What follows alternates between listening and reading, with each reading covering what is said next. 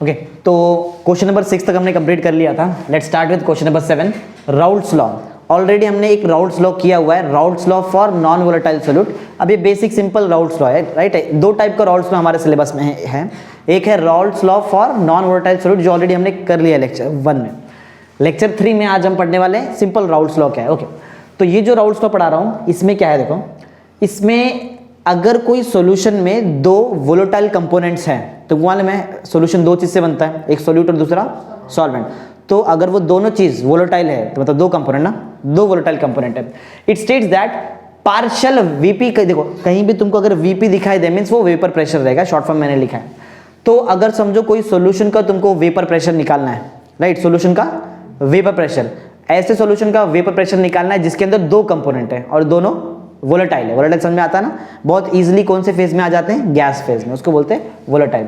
तो अगर मुझे कोई भी सॉल्यूशन का वेपर प्रेशर निकालना है जिसके अंदर दो कंपोनेंट है और दोनों कंपोनेंट कैसे हैं, वोलेटाइल, तो कैसे निकालेंगे। चलो, टोटल वेपर प्रेशर निकालने से पहले ये समझो कि इंडिविजुअल वेपर प्रेशर कैसे निकलेगा, और उसको हम बोलते हैं पार्शियल वेपर प्रेशर। यहाँ पे बीच में कहीं पे आएगा देखो। ओके, तो अगर तुमको निकालना है पार्शियल, देखो पार्शियल मतलब क्या, इंडिविजुअल एक कंपोनेंट का वेपर प्रेशर, जैसे कि सोल्यूट का वेपर प्रेशर, सॉल्वेंट का वेपर प्रेशर।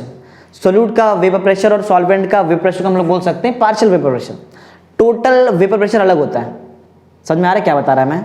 सॉल्यूशन है, सॉल्यूशन दो चीज से बना है, किससे किससे, सोल्यूट और सॉल्वेंट। सोल्यूट का खुद का अपना इंडिविजुअल वेपर प्रेशर रहेगा, वो उसका पार्शियल वेपर प्रेशर, समझा। सॉल्वेंट का खुद का अपना वेपर प्रेशर रहेगा, वो उसका पार्शियल वेपर प्रेशर। और टोटल मिला तो टोटल दोनों को मिला दिए तो अलग वेपर प्रेशर आएगा ना, ऐसा P means total vapour pressure, समझा। ओके, तो अगर समझो मुझे निकालना है पार्शियल वेपर प्रेशर, क्या निकाल रहे हैं हम लोग, समझा। पार्शियल वेपर प्रेशर कभी निकालते हैं, एक सॉल्यूशन में अगर दो वोलेटाइल कंपोनेंट प्रेजेंट है तो हम लोग निकालते हैं पार्शियल वेपर प्रेशर, राइट। तो अगर तुमको पार्शियल वेपर प्रेशर निकालना है कोई भी एक कंपोनेंट का, राइट, कोई भी मतलब एनी वोलेटाइल कंपोनेंट, कंडीशन है कि वोलेटाइल होना चाहिए ना, एनी वोलेटाइल कंपोनेंट, तो वो क्या होता है, देखो ये P1 पहले समझ लो। 1 मतलब मेरा फर्स्ट कंपोनेंट, कुछ भी हो सकता है ना कंपोनेंट, सोल्यूट सॉल्वेंट कुछ भी, बराबर। 1 मेरे लिए फर्स्ट कंपोनेंट है और 2 मेरे लिए क्या है, सेकंड कंपोनेंट। समझ में आता है ना, बराबर ना। सॉल्यूशन के अंदर दो कंपोनेंट कौन सा है, सोल्यूट और सॉल्वेंट, वही चीज है। तो मैं अब सोल्यूट सॉल्वेंट के बारे में बात नहीं कर रहा हूं, मैं सिंपल बोल रहा हूं कंपोनेंट 1 कंपोनेंट 2। कंपोनेंट 1 का वेपर प्रेशर क्या है, P1, समझा। और ये P1 जो है वो कौन सा वेपर प्रेशर है, पार्शियल वेपर प्रेशर। P1 मतलब क्या है, partial vapour pressure of component 1, correct है। P2 बोलो क्या रहेगा फिर, partial vapour pressure of component 2। X के बारे में तुमको मालूम है, X मतलब क्या होता है, मोल फ्रैक्शन, पढ़ा भी 11th में, राइट। तो X1 क्या रहेगा, मोल फ्रैक्शन ऑफ कंपोनेंट 1।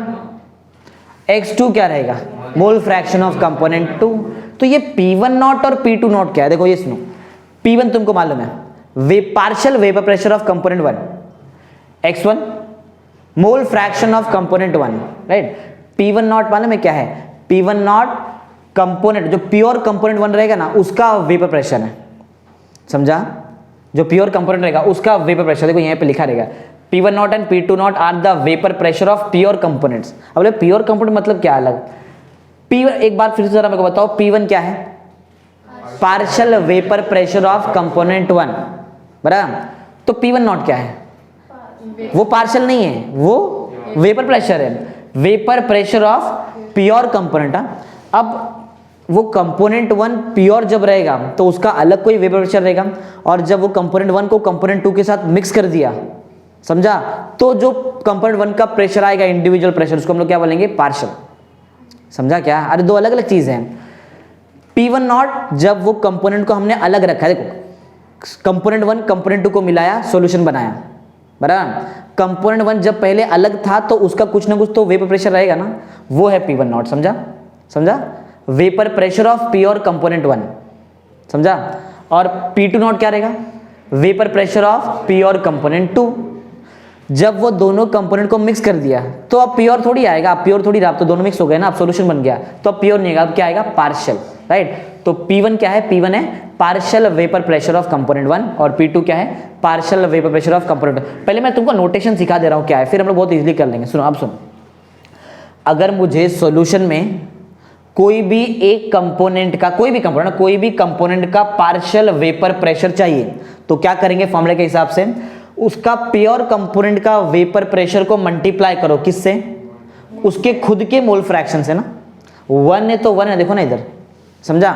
वही कोई भी कंपोनेंट का अगर तुमको पार्शियल प्रेशर चाहिए सॉल्यूशन के अंदर तो क्या करने का है, मल्टीप्लाई करेंगे किसको, खुद का प्योर कंपोनेंट का वेपर प्रेशर ना इनटू खुद का मोल फ्रैक्शन। अरे सिंपल है, इतना हार्ड नहीं है। कोई भी सॉल्यूशन में तुमको कोई भी एक कंपोनेंट का पार्शियल वेपर प्रेशर निकालने का है तो क्या करेंगे, उसका प्योर कंपोनेंट का वेपर प्रेशर को मल्टीप्लाई कर दो किससे, उसके खुद के मोल फ्रैक्शन से, समझा। Partial vapour pressure, pure component vapour pressure और मोल फ्रैक्शन, बस इतना ही है। इसी के ऊपर ये थियरी बना हुआ है। तो राउल्ट्स लॉ क्या है, Raoult's law states that partial vapour pressure of any volatile component of solution, component ठीक है लेकिन कौन सा कंपोनेंट होना चाहिए, वोलेटाइल ही होना चाहिए।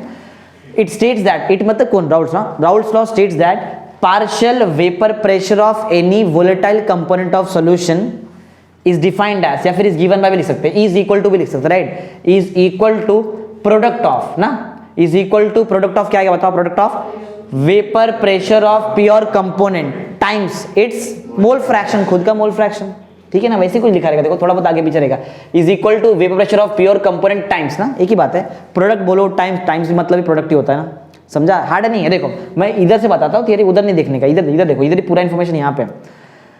पार्शियल वेपर प्रेशर, वैसे पढ़ क्या रहे हैं हम लोग, राउल्ट्स लॉ ना, ध्यान सुनो तुमको बोलने का इसके बाद।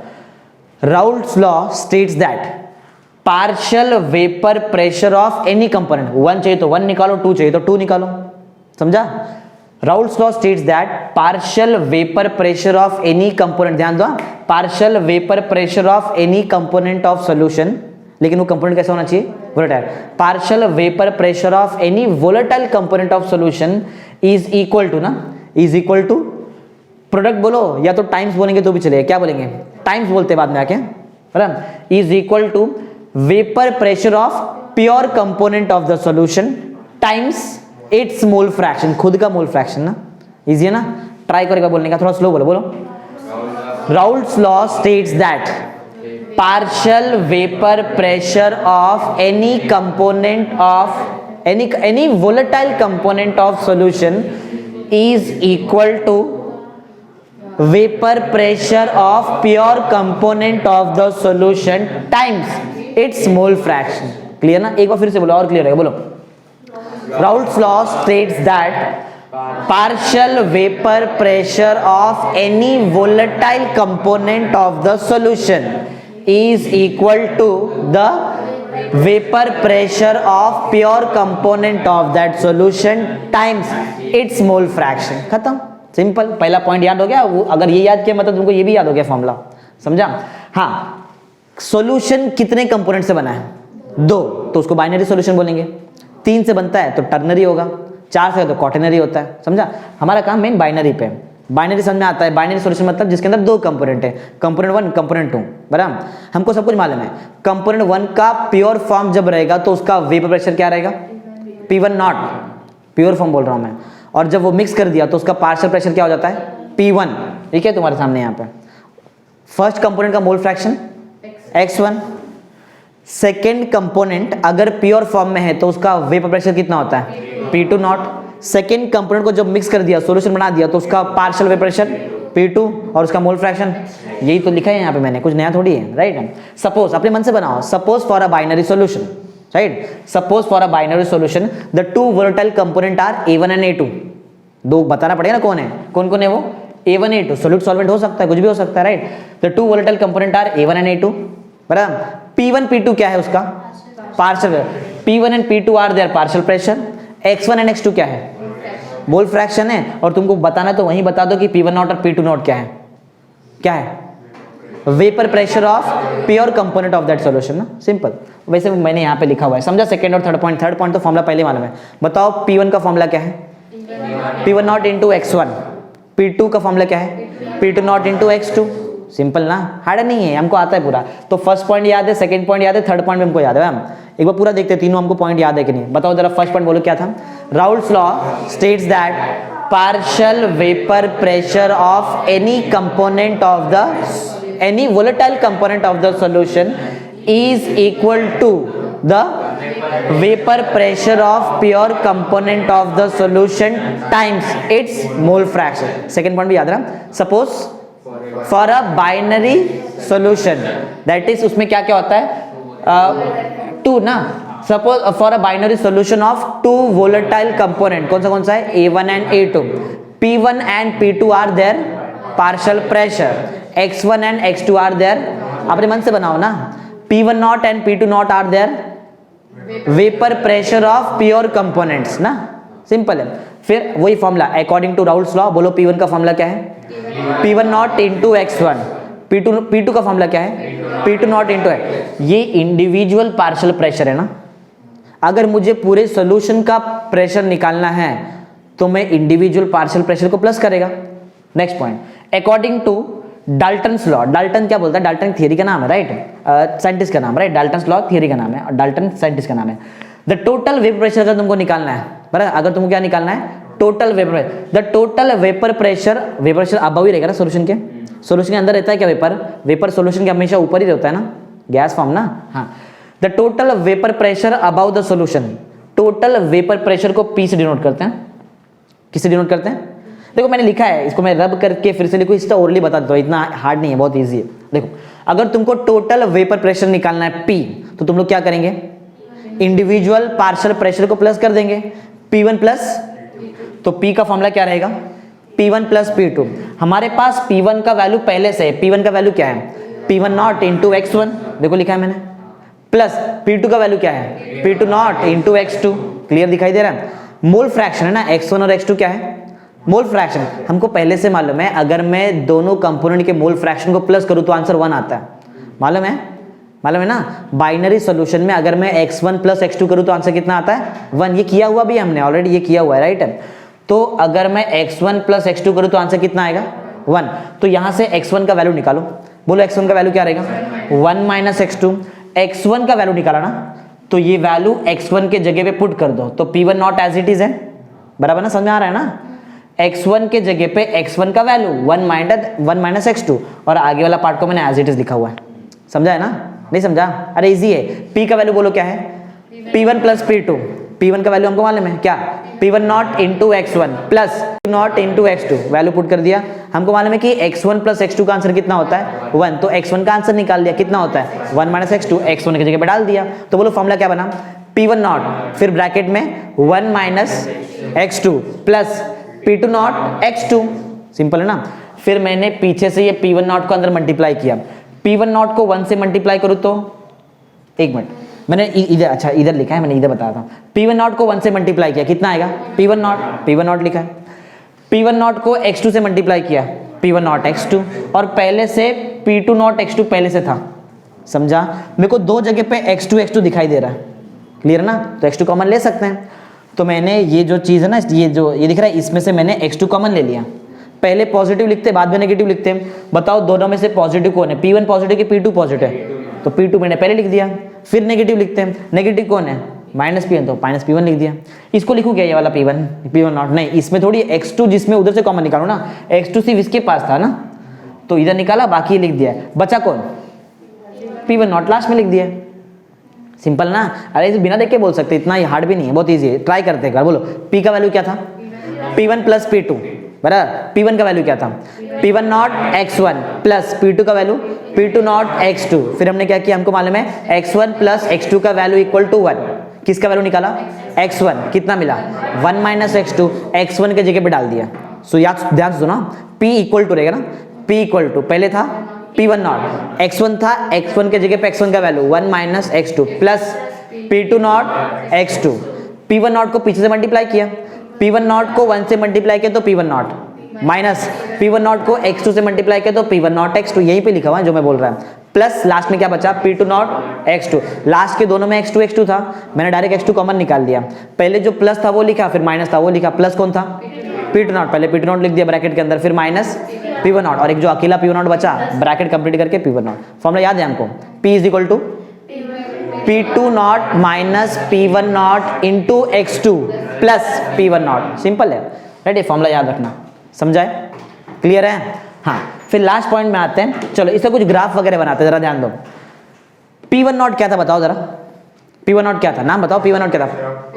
वेपर प्रेशर ना, vapour pressure of pure component 1। P2 not क्या था? Vapour pressure of pure component 2, बराबर है। P1 नॉट और P2 नॉट कांस्टेंट रहेगा ना, चेंज होएगा क्या? प्योर कंपोनेंट का वेपर प्रेशर चेंज होता है क्या? चेंज कब हुआ? जब मैंने वो कंपोनेंट को मिक्स किया, सॉल्यूशन बनाया, तो चेंज हुआ ना। मैं प्योर की बात कर रहा है, चेंज होया क्या? नहीं। मतलब P1 नॉट और P2 नॉट क्या है? कांस्टेंट है, समझा? अगर P1 नॉट और P2 नॉट कांस्टेंट है तो इसका मतलब जरा ध्यान दो, ये देखो, y is equal to mx plus c, दिखाई दे रहा है ऐसा? नहीं समझ आ रहा है? अरे मैथ्स लगता है हर जगह पे। ये y is equal to mx plus c, assume करो ऐसा, समझा? लाइन का इक्वेशन है ना, तो ग्राफ का, अगर मैं इसका ग्राफ बनाऊं तो इक्वेशन को कैसे आएगा? Straight line. ओरिजिन नहीं, ओरिजिन तब आता है जब y is equal to mx होता है ना, नहीं, ये ओरिजिन से पास भी नहीं होएगा। y is equal to mx plus c वाला ग्राफ y को कट करता है ना, y इंटरसेप्ट होता है ना उसमें c, y is equal to mx वाला, ये वाला ग्राफ जाएगा ओरिजिन से, राइट? अगर मैं इसका ग्राफ और इसका ग्राफ बनाऊं तो वो ओरिजिन से जाएगा। ये तो जस्ट एक स्ट्रेट लाइन का इक्वेशन। अगर नहीं समझ में आ रहा है, ax plus by plus c is equal to 0, देखो वैसा दिखेगा तुमको, बराबर? समझ में आ रहा है? हाँ, ये मेरे लिए y है, p मेरे लिए क्या है? y। p है क्या एक्चुअल में? क्या बोलते हैं p को? p को क्या बोलते हैं? Total vapour pressure. देखो ग्राफ, वेपर प्रेशर मतलब टोटल वेपर प्रेशर, एक ही बात है। ये मैंने वेपर प्रेशर को y एक्स पे प्लॉट किया है, मतलब वो y है मेरे लिए, ये मेरे लिए क्या है? y, बराबर? ये कांस्टेंट था ना, x किसको बोला बताओ मैंने? x2 को x बोला ना, तो उसको x एक्स पे लो, मोल फ्रैक्शन ना, मोल फ्रैक्शन समझ लो, जो भी रहेगा x2, बराबर? उसको मैंने कहां पे ले लिया है? x एक्स पे। और ये c जो भी रहेगा, c मालूम है? y इंटरसेप्ट ना, देखो y एक्स पे इंटरसेप्ट हो रहा है कि नहीं? अरे P1 नॉट y एक्स पे इंटरसेप्ट, देखो ना ये पॉइंट P1 नॉट इंटरसेप्ट आता ना, स्ट्रेट लाइन। ठीक है, चलो अभी के लिए तो इतना तो तुमको समझ में आ गया रहेगा। किसका इक्वेशन बताओ? ये जो इक्वेशन है, अगर तुमको प्लॉट करूं तो क्या मिलेगा मुझे? ज्योमेट्री क्या मिलेगा? स्ट्रेट लाइन, बराबर? पासिंग थ्रू ओरिजिन वगैरह कुछ नहीं है, सिर्फ क्या मिलेगा इससे?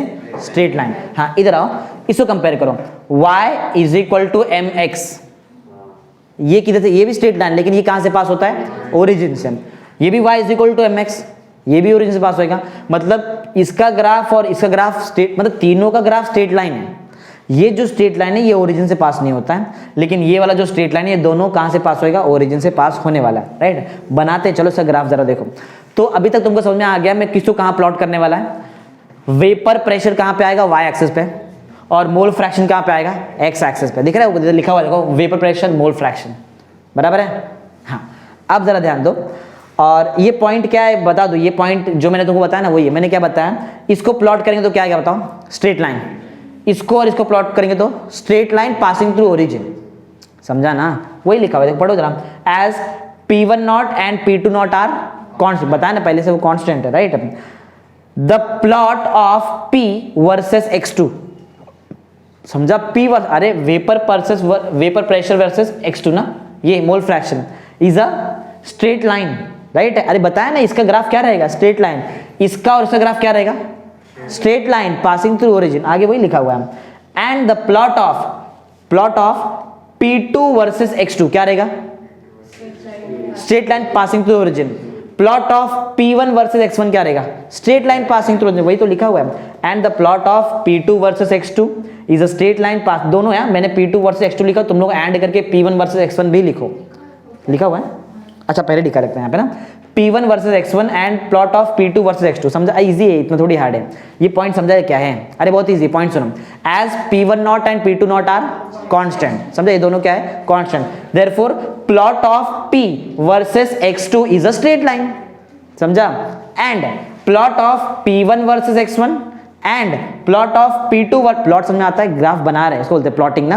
And plot of P2 versus x2 is a straight line passing through origin. अरे ये इतना बड़ा पॉइंट वही है जो मैंने बोला अभी तुमको, समझा? बोलो जरा एक बार, बोलो क्या है? इधर बिना देखे बोला, बोलो। As P1 not and P2 not are constant, constant है ना ये? Therefore plot of P versus x2 is a straight line, बस इतना ही, समझा? आगे उसके बाद ना, उसके बाद कॉमा किया रहेगा मैंने, हाँ comma. Plot of P1 versus x1 and plot of P2 versus x2 is a straight line passing through, simple, right? यहाँ पे जो ग्राफ बना हुआ है ना, ये ग्राफ देखो मैंने बनाया कैसे, एक्चुअल में ये दिख रहा है? y एक्सिस x एक्सिस, ये दिख रहा है y एक्स एक्स, समझा कैसा है? समझ में आ रहा है क्या? दो ओरिजिन है, ऐसा कुछ एज्यूम करो वैसा। देखो तो अब चलो थोड़ा मैथमेटिक्स करते हैं, जरा ध्यान दो। मेरे को कुछ क्वेश्चन है, ये ग्राफ पहले चलो बता दो। ये दिख रहा है लाइन, ये जो लाइन है, ये लाइन है इसका, ये स्ट्रेट लाइन इसका है। मैंने बताया था ना ये इसका ग्राफ कैसे रहेगा, स्ट्रेट लाइन पासिंग थ्रू, पास हो रहा है ओरिजिन से, एक जा रहा है ना, P2 का ग्राफ है। और एक लाइन का ग्राफ है जो ओरिजिन से पास होता है, वो है P1। ये देखो जा रहा है ओरिजिन से, अरे बताया ना एक्सिस, बताने मार्कर से, ये भी ओरिजिन बना, तो ये भी कहां से पास हो रहा है, ओरिजिन से भी पास हो रहा है, समझा? ये जो है इसका ग्राफ बोलो, P वर्सेस X2 का ग्राफ क्या था, स्ट्रेट लाइन ना। देखो ध्यान दो, ये बताओ ये किसका ग्राफ है, ये P2 का ग्राफ है। P2 का ग्राफ में, P2 वाला ग्राफ में P2 इज इक्वल टू क्या था, P2 नॉट टाइम्स X2। ये ग्राफ P2 का है, यहां से लेके यहां तक का जो लेंथ है ना, यहां से यहां तक का लेंथ, ये कितना है, ये रहेगा P2 नॉट, बराबर, P2 नॉट टाइम्स X2 जो भी है, बराबर। सेम ऐसा तुम लोग ये भी ले लो, P1 का ले लो, P1 का ग्राफ है, बराबर, P1 का ग्राफ है। तो जैसे P2 में मैक्सिमम वैल्यू P2 नॉट था, तो P1 में क्या रहेगा, P1 नॉट। नहीं समझ आ रहा है, इजी है, देखो ना पैटर्न है, इधर देखो, ये देखो P2 कहां गया, P2 नॉट तक ना, P1 कहां पे, P1 नॉट तक, बराबर। हाँ तो तुमको समझा कि दोनों लाइन कैसा है। एक तीसरा बाकी है, तीसरा बताओ क्या है, P और X2 का ना। तो पहला वाला ग्राफ जहां पे एंड होता है, दूसरा वाला ग्राफ जहां पे एंड होता है, वो दोनों पॉइंट को नोट करो, वहां से तुम्हारा लाइन जाएगा, ये दिख रहा है, ऐसा ग्राफ जाएगा, समझा क्या? अब देखो ना, यही तो लिखा है मैंने ऊपर, देखो ये जो P रहे, ये आया कैसे, ये आया कहां से, ये तो इधर से आया ना, P is equal to P1 plus P2, देखो लिखा है ना मैंने, P is equal to P1 plus P2, समझा क्या है? अरे इजी है। ये ऐसा वाला ग्राफ किससे आता है, P2 का, और हाईएस्ट वैल्यू P2 नॉट। ये ऐसा वाला ग्राफ किससे आता है, P1 का, और मैक्सिमम वैल्यू यहाँ पे कितना रहेगा, P1 नॉट रहेगा। और दोनों के ऊपर ऐसा कौन सा जाता है, P का जाता है, वेपोरेशन ना, P जाता है। इजी तो है, समझ गया ना, समझा? मैथमेटिक्स ये बहुत इंपॉर्टेंट। जरा मेरे को कुछ क्वेश्चन का आंसर दो। देखो इधर देखो, मत इधर देख के मत बताना, मुझे क्वेश्चन का आंसर दो। इधर देखो, पूरा काम यहाँ पे, इधर नहीं समझेगा, मैं कुछ अलग ही बता रहा हूँ तुमको। मुझे एक बात बताओ, P का आंसर सिर्फ P1 नॉट कब आएगा? मैथ्स है, मैथ्स का मुझे बताना, मतलब कुछ वैल्यू बता के, वैल्यू पुट करके बताना पड़ेगा। P का वैल्यू कितना चाहिए, सिर्फ मुझे P1 नॉट चाहिए। P का वैल्यू कितना चाहिए, P1 नॉट। तो क्या करूं, तो मैं X2 का वैल्यू क्या लूं, अगर मैं X2 का वैल्यू 0 लूं तो पूरा 0 हो जाएगा, और सिर्फ क्या आएगा आंसर, यही लिखा है मैंने। P का आंसर P1 नॉट कब रहेगा, P का आंसर P1 नॉट तब रहेगा जब X2 का वैल्यू क्या रहेगा। समझ में आ रहा है मैं क्या बता रहा है? अरे पूरा इधर ही, पूरा गेम यहीं पे। आगे एक और कुछ क्वेश्चन सुनो। P का आंसर P2 नॉट चाहिए, किसका आंसर क्या चाहिए, P का आंसर P2 नॉट, मतलब बाकी कुछ भी नहीं चाहिए मुझे। बताओ P का आंसर P2 नॉट कब आएगा, P1 नॉट का वैल्यू अगर मैंने 0 लूं, बराबर, इसका आंसर मैं 0 लूं, 0 हो गया, ये 0 हो गया, X2 तो मल्टीप्लाई हो जाएगा ना, 2 0 नहीं ले सकते हैं, एक 0 तो X2 को तो मैंने पहले ही 0 ले लिया। बोलो अगर मुझे P का आंसर P2 नॉट चाहिए तो मैं क्या करूं, मुझे ना X2 के जगह पे 1 पुट करना पड़ेगा। करके देखो, X2 का वैल्यू 1 लो, समझा, 1 मल्टीप्लाई करो, जरा अंदर क्या आएगा, P2 नॉट माइनस, और आगे क्या है, plus P1 not minus P1 not cancel हो जाएगा ना, समझा क्या? अरे मैथ्स है, समझा? तो P का आंसर P2 नॉट कब आएगा, जब X2 का वैल्यू क्या रहेगा, समझा? समझा क्या? अरे मैथ्स इधर से नहीं समझ में आ रहा तुमको, ये समझा रहेगा ना। अभी इजी, इससे बहुत इजी। देखो एक बात बताओ, P1 का आंसर P1 नॉट कब रहेगा, बोलो तो बोल ही नहीं रहे कुछ भी। P1 का वैल्यू P1 नॉट कब आएगा, जब X1 का वैल्यू क्या रहेगा। अरे P1 का आंसर P1 नॉट चाहिए, अगर इसको 0 लेंगे तो पूरा आंसर 0 हो जाएगा ना, 1 लेंगे ना, तो मुझे P1 का आंसर अगर P1 नॉट चाहिए तो X1 का वैल्यू क्या लेना पड़ेगा। अब सुनो, अब आंसर आना चाहिए। P1 का आंसर 0 चाहिए, किसको 0 लूं। एक बात तुमने नोटिस किया रहेगा, मैं हर बार पुट करता है X को ही पुट करता है ना, P वगैरह को पुट नहीं कर सकते हैं। तो X1 का वैल्यू क्या लूं, देखो X1 0 तो P1 नॉट 0, P1 0, समझा? अरे इजी है ना। ऐसे ही एक और बताओ, अगर मुझे P2 का आंसर P2 नॉट चाहिए तो X2 का वैल्यू क्या लूं, 1, वही तो किया, देखो किधर, इधर, समझा? अगर मुझे P2 का आंसर P2 नॉट चाहिए, नहीं एक मिनट, ये तो हो गया ना।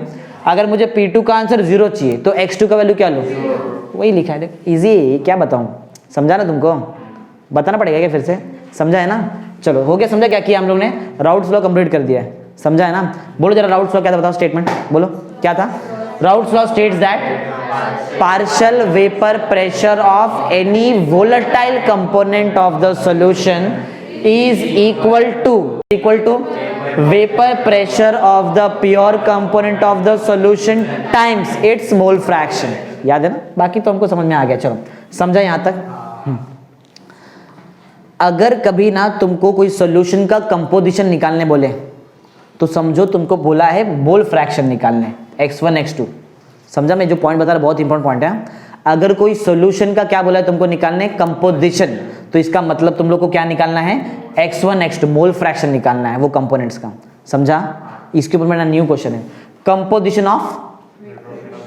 समझा? मैंने जो कंपोजिशन पूछा वो किसका कंपोजिशन था, वो सॉल्यूशन का था। सॉल्यूशन अलग चीज है, सॉल्यूशन का वेपर प्रेशर अलग है। समझा? कोई भी सॉल्यूशन जब वेपर में कन्वर्ट हो जाएगा तो उसका mole fraction change.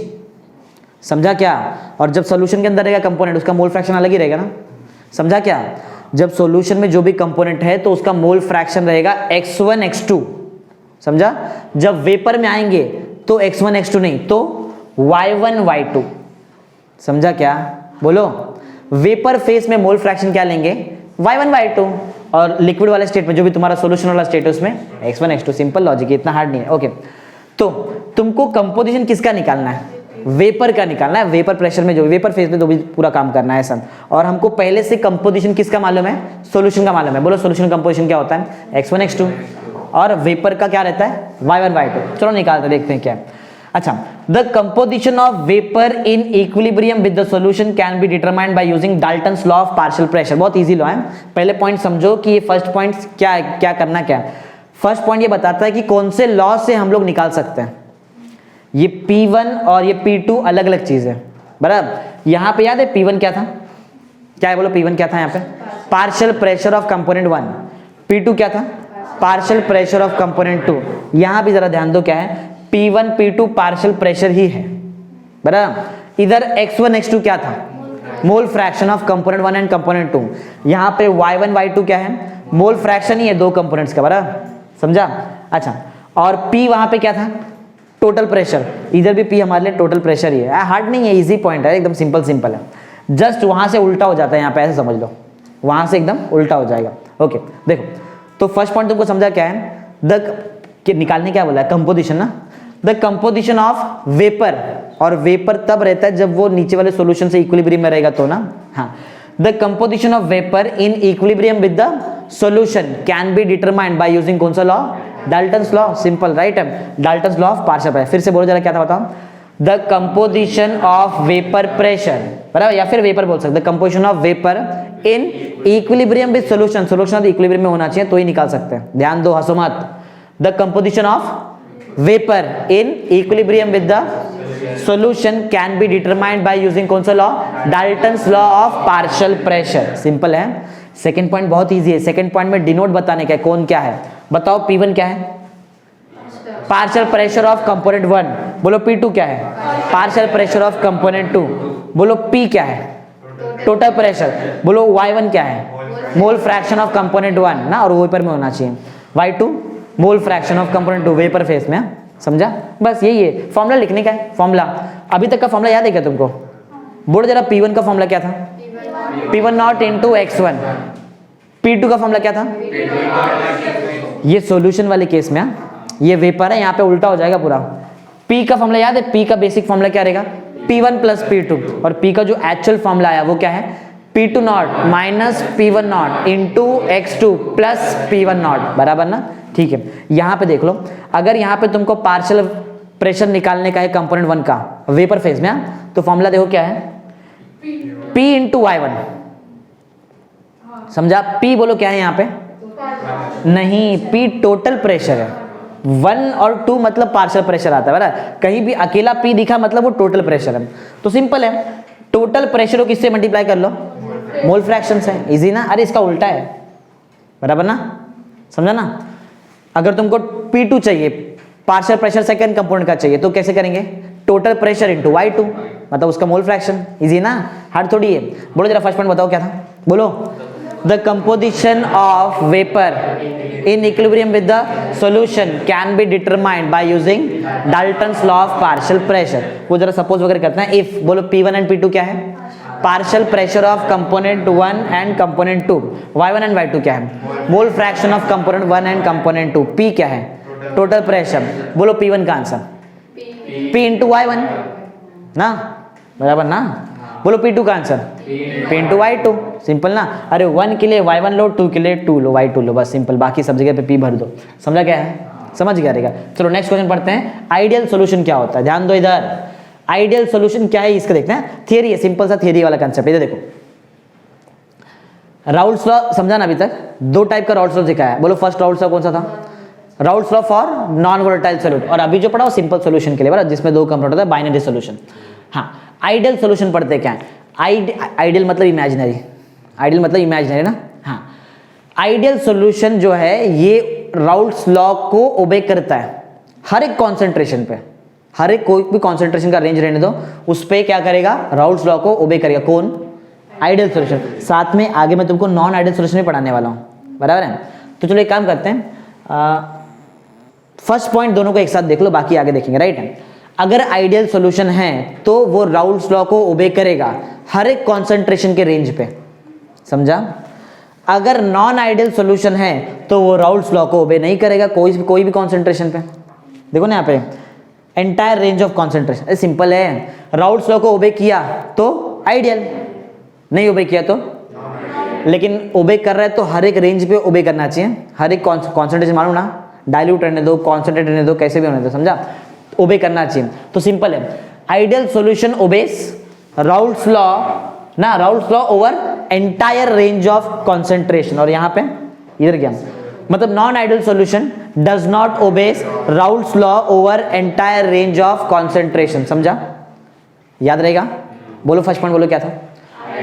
Ideal solution obeys Raoult's law over entire range of concentration. Non ideal solution does not obey Raoult's law over entire range of concentration. Second point पे आता है, easy था बराबर। हाँ, अब सुनो, अगर मैं कंपोनेंट 1 और कंपोनेंट 2 को मिक्स कर दिया, आइडियल सॉल्यूशन है, सॉल्यूशन कंपोनेंट से ही बनेगा, सोल्यूट सॉल्वेंट से ही बनेगा ना। अगर मैं सॉल्यूशन समझो प्रिपेयर कर रहा है और आइडियल सॉल्यूशन प्रिपेयर कर रहे हैं, हम लोग क्या प्रिपेयर कर रहे हैं? अगर हम लोग आइडियल सॉल्यूशन प्रिपेयर कर रहे हैं तो कुछ तो कंपोनेंट को मिक्स करके सॉल्यूशन बनता है ना, समझा। अगर मैं आइडियल सॉल्यूशन प्रिपेयर कर रहा हूं और दो कंपोनेंट को मैंने मिक्स किया तो वो टाइम पे हीट में चेंज नहीं होता है, या फिर बोल सकते हो एनर्जी में चेंज नहीं होता, समझा। वो सॉल्यूशन का ना तो एनर्जी बढ़ेगा ना तो कम होएगा। पॉइंट समझा क्या है? फिर से सुनो, नो हीट इज इवॉल्व नहीं होता है, मतलब एक्सोथर्मिक रिएक्शन नहीं होता है, एब्जॉर्ब भी नहीं होगा, मतलब एंडोथर्मिक रिएक्शन भी नहीं होगा, समझा। ये कब की बात है? सुनो, पहले हम लोग क्या बना रहे हैं? सॉल्यूशन। सॉल्यूशन दो चीज को मिलकर ही बनता है, एटलीस्ट दो चीज को ना, बराबर। कंपोनेंट 1 और कंपोनेंट 2 को मिक्स किया और कौन सा सॉल्यूशन बनाया? आइडियल की नॉन आइडियल? आइडियल। तो अगर कंपोनेंट 1 और कंपोनेंट 2 को मिक्स कर दिया और अगर आइडियल सॉल्यूशन बन रहा है, इसका मतलब क्या है? वहां पे हीट का एक्सचेंज नहीं होता है। हीट का एक्सचेंज का मतलब मालूम है क्या? हीट इवॉल्व भी नहीं होएगा और हीट एब्जॉर्ब भी नहीं होने वाला है, मतलब एक्सोथर्मिक भी नहीं रहने वाला है और एंडोथर्मिक भी नहीं। समझा पॉइंट क्या है? यही पॉइंट वहां पे लिखा है जो मैंने बोल रहा हूँ। एक बार फिर से बोलता हूँ, क्या बना रहे बताओ? Ideal solution. किससे बनता है आइडियल सॉल्यूशन? कोई कंपोनेंट को मिक्स किया रहेगा, कंपोनेंट 1 और कंपोनेंट 2 को मिक्स किया, क्या बना दिया? Ideal solution. तो इस टाइम पे क्या होने वाला है? इस टाइम पे ना तो हीट इवॉल्व होने वाला है ना तो एब्जॉर्ब। अगर इवॉल्व नहीं हुआ मतलब एक्सोथर्मिक रिएक्शन नहीं है, मालूम ना, एक्सोथर्मिक एंडोथर्मिक। अगर एब्जॉर्ब नहीं हुआ इसका मतलब एंडोथर्मिक रिएक्शन भी नहीं है, मतलब हीट का एक्सचेंज हुआ ही नहीं है, समझा। समझा क्या? वही पॉइंट पढ़ो, no heat is evolved or absorbed when two component forming ideal solution are mixed। दो कंपोनेंट जिससे आइडियल सॉल्यूशन बनने वाला है उसको मिक्स किया तो हीट का एक्सचेंज नहीं होता है, मतलब इवॉल्व भी नहीं होएगा, एब्जॉर्ब भी नहीं होगा। इसका मतलब क्या है? Change in heat. हीट में कोई चेंज हुआ क्या? जैसे पहले था वैसे अभी भी है। तो चेंज इन एच मतलब हीट नहीं होता है, एच का मतलब होता है एंथैल्पी है, वो आगे पढ़ाऊंगा तुमको थर्मोडायनेमिक्स में। Change in enthalpy after mixing कितना आएगा? चेंज हुआ ही नहीं ना। एंथैल्पी का मतलब होता है एनर्जी, और हीट एक फॉर्म का एनर्जी है ना, एक एनर्जी का फॉर्म है, समझा ना। सिंपल है, समझा। सेकंड पॉइंट क्या है? पहला पॉइंट याद है तुमको, आइडियल सॉल्यूशन राउल्स लॉ को ओबे करता है at entire range of concentration, या फिर on entire range of concentration. Second, दो कंपोनेंट जिससे आइडियल सॉल्यूशन बनता है, अगर हम लोग उसको मिक्स करेंगे तो हीट का एक्सचेंज नहीं होता है, हीट इवॉल्व भी नहीं होता और हीट एब्जॉर्ब भी नहीं होता। इसका मतलब ये क्या है, change in enthalpy, right, after mixing कितना आएगा, 0। चेंज का मतलब समझ आता है ना, चेंज हुआ ही नहीं ना। हाँ, थर्ड पॉइंट, अगर मैंने कंपोनेंट 1 और कंपोनेंट 2 जिससे आइडियल सॉल्यूशन बनने वाला है उसको मिक्स किया तो वॉल्यूम में भी चेंज नहीं होता है। चेंज का मतलब समझ आ रहा है, वॉल्यूम में चेंज नहीं होता, इसका मतलब मालूम है क्या है, वॉल्यूम में चेंज नहीं होता, इसका मतलब ये है कि वॉल्यूम बढ़ेगा नहीं। अब सर ये तो ऑब्वियस है बढ़ेगा, बढ़ेगा मतलब कैसे, सुनो, अगर समझो मैंने 1 लीटर यूज किया कंपोनेंट 1 लीटर यूज किया कंपोनेंट 2, दोनों को मिक्स कर दिया, बोलो कितना बन जाएगा, 2 लीटर। लेकिन हमेशा केमिस्ट्री में ऐसा नहीं होता है, समझा, हमेशा से नहीं होता, कभी कभी 1 लीटर मिक्स करने के बाद एग्जैक्ट 2 लीटर नहीं मिलता है, 1.85 लीटर मिलता है, 1.95 लीटर मिलता है, वो बीच वाला थोड़ा इंटरमोलिकुलर स्पेस वगैरह में चले जाता है, बराबर, गैप्स वगैरह में चले जाता है, समझा, ऐसा होता है केमिस्ट्री में, समझा। 1 लीटर को मिक्स के जरूरी नहीं कि 2 लीटर बने, समझा, जरूरी नहीं है ऐसा कि 2 लीटर बने, कभी कभी ज्यादा भी हो जाता है, कभी कम भी हो जाता है, ऐसा है। तो यहाँ पे वैसा कुछ होने वाला नहीं है, मतलब 1 लीटर और 1 लीटर को मिक्स किया तो कितना बनेगा, 2 लीटर ही बनेगा, एग्जैक्ट 2 लीटर बनने वाला है, या ना तो उससे ज्यादा रहेगा ना तो उससे कम, समझा। तो बताओ चेंज इन वॉल्यूम हुआ क्या, अरे पहले भी 2 लीटर था, मिक्स करने के बाद भी कितना है, इंडिविजुअल 1 मतलब 2 लीटर ही हुआ ना, और मिक्स करने के बाद भी बढ़ा नहीं, कम भी नहीं हुआ, मतलब change in volume after mixing कितना है, 0, वॉल्यूम में चेंज ही नहीं हुआ, समझा, वही पॉइंट है। There is no volume change when the 2 component forming ideal solution are mixed, volume में चेंज नहीं होगा। अब वॉल्यूम में चेंज नहीं होगा इसका मतलब ये नहीं है कि वॉल्यूम 1 लीटर प्लस किया तो 2 लीटर नहीं होने वाला है, समझा क्या। अब 2 कंपोनेंट को मिक्स किया, ये तो ऑब्वियस है ना कि वॉल्यूम दोनों के हिसाब से साथ में प्लस हो जाएगा ना, हाँ, इसका मतलब वो नहीं था बड़ा। द टोटल वॉल्यूम कितना आएगा फिर, the total volume of the solution is will be equal to sum of the individual volume ना, इसका 1 लीटर इसका 1 लीटर मिला के 2 लीटर, समझा। The total volume of the solution is equal to sum of the volume of component taking part in the mixing, simple है ना, hard थोड़ी है। देखो पहले पॉइंट हमने क्या देखा, पहला पॉइंट हमने देखा आइडियल सॉल्यूशन वो सॉल्यूशन है जो राउल्ट्स लॉ को ओबे करता है at entire range of concentration, बराबर। फिर सेकंड पॉइंट ये देखा, जब 2 कंपोनेंट को मिक्स करके आइडियल सॉल्यूशन बनता है तो वो टाइम पे हीट का एक्सचेंज नहीं होता है, ना तो इवॉल्व होने वाला हीट ना तो एब्जॉर्ब, मतलब एंडोथर्मिक भी नहीं एक्सोथर्मिक भी नहीं होने वाला है। तो क्या रहेगा वो टाइम पे, हीट का एक्सचेंज नहीं, means change in enthalpy after mixing कितना आएगा, 0, समझा। फिर हमने कहा कि सिर्फ चेंज इन एंथैल्पी 0 नहीं होता है, चेंज इन वॉल्यूम भी 0 होता है। कैसे मालूम है, क्योंकि जब मैं कंपोनेंट 1 और कंपोनेंट 2 को मिक्स किया तो जितना पहले वॉल्यूम था, सम ऑफ वॉल्यूम जितना पहले था उतना ही वॉल्यूम बाद में भी है, वॉल्यूम ना तो बढ़ा ना तो कम हुआ, समझा। तो डेल्टा वी मिक्स का आंसर भी कितना आएगा, 0। आगे बढ़ते हैं। अब ये टाइप का सॉल्यूशन में कुछ प्रॉपर्टी देखो, इसमें सोल्यूट सॉल्वेंट का इंटरैक्शन, सॉल्वेंट का इंटरैक्शन, सोल्यूट का 2 चीज होता है, क्या क्या होता है, solute interaction, solvent interaction, solute interaction, ये कंपेरेबल होता है। कैसे होता है ये, मतलब कंपेयर कर सकते हैं। पॉइंट सुना, बहुत इंपॉर्टेंट है, ध्यान देते रहो। कौन सा सॉल्यूशन पढ़ रहे हैं हम लोग, आइडियल सॉल्यूशन। आइडियल सॉल्यूशन में सोल्यूट का इंटरैक्शन और सॉल्वेंट का इंटरैक्शन और सोल्वेंट का इंटरैक्शन कंपेरेबल है, कंपेयर कर सकते हैं, समझा पॉइंट क्या है। 4th पॉइंट था ना। 5th पॉइंट, ये केस में जो वेपर, देखो आइडियल सॉल्यूशन लिखा है ना मैंने यहाँ पे, वेपर प्रेशर जो सॉल्यूशन का होता है ना वो लाई करता है वेपर प्रेशर ऑफ कंपोनेंट 1 और वेपर प्रेशर ऑफ कंपोनेंट 2 के बीच में। क्लियर है ग्राफ से, नहीं समझ में आ रहा है, देखो ना, the vapour pressure of ideal solution lies between ही लाई कर रहा है, देखो ना, बिटवीन लाई कर रहा है ना, अरे देखो ना 2 पॉइंट के बीच में लाई कर रहा है, देखो ना, क्या देखा हमने, the vapour pressure of ideal solution lies between the vapour pressure of pure components. कौन कौन था यहाँ पे, वो P1 था और P2 था ना तुम्हारा कंपोनेंट, मतलब A1 A2 कंपोनेंट जो भी है, समझा। पॉइंट 5th वाला पॉइंट याद है अभी तक। एक लास्ट पॉइंट 6th वाला देख लो, बहुत इंपॉर्टेंट है। एक्चुअल में देखा जाए तो आइडियल सॉल्यूशन एग्जिस्ट नहीं हो सकता है, बराबर, लेकिन हम लोग 100% नहीं, एटलीस्ट 95% तो अटेन कर ही सकते हैं। 2 चीज को मिलाया तो ऑलमोस्ट आइडियल सॉल्यूशन बनता है, वो 2 चीजें बेंजीन और टोलिन, बराबर। पॉइंट सुनो, it is important to understand that the perfectly ideal solution are uncommon, ऐसा नहीं हो सकता है, बराबर, पॉसिबल नहीं है। लेकिन and solution such as benzene plus toluene behaves nearly ideal. ना आइडियल एग्जैक्टली आइडियल नहीं है, लेकिन थोड़ा बहुत हम लोग आइडियल से बिहेव कर सकते हैं ये सॉल्यूशन। कौन से दो सॉल्यूशन को मिक्स किया होता है? बेंजीन और, याद रखो हाँ, बहुत इंपॉर्टेंट, एमसीक्यू में आता है सब चीज। पॉइंट 6 याद रहेगा तुमको, बहुत इजी है, एक बार रिकैप मारते हैं। फर्स्ट पॉइंट हमने क्या देखा? आइडियल सॉल्यूशन ओबेस क्या? Obeys Raoult's law over entire range of concentration. Second point ये देखा, no heat is evolved and no heat is absorbed. कब ऐसा हुआ? हाँ, when two components forming ideal solution are mixed, that means change in enthalpy is equal to 0, right?